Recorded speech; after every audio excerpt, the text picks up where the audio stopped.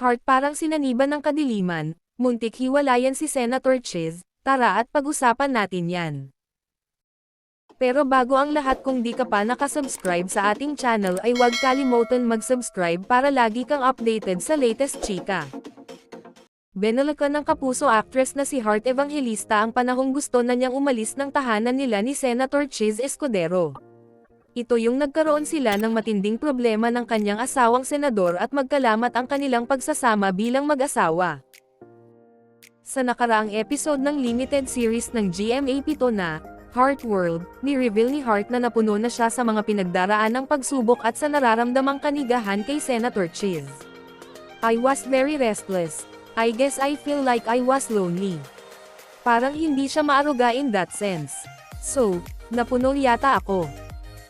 For me, I really left. So, it was a very tough time. I always believed, that people should really fight for one another. But, I don't know what got into me, parang a dark shadow was casted upon me. And I really lost my way. I was driven by anger. I was rebellious.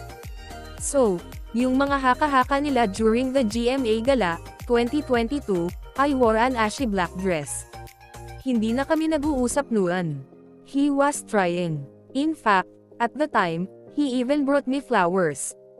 Pero hindi ko siya kinakausap. Tuloy-tuloy na pagbabahagi ni Hart. That time raw ay nakapag-decide na siya na pansamantala munang iwan ang asawa, I wouldn't really care. Iba ako noon talaga. No one could break my decision.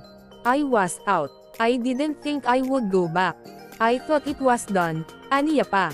Kasunod nito, may isang tao raw na nagpabago ng kanyang desisyon at nakapagpalambat ng kanyang puso.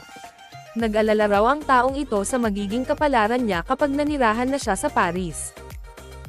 Sabi raw nito sa kanya, "How are you going to survive in Paris? You're going to have to walk alone at night. Who's going to take care of you?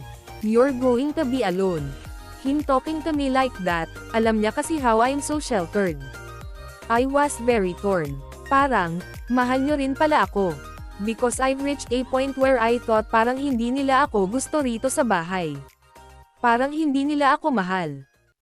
Anong masasabi nyo sa ating chismis ngayon? Mag-comment na at subscribe para updated ka sa latest chika na gaya nito. Maraming salamat po.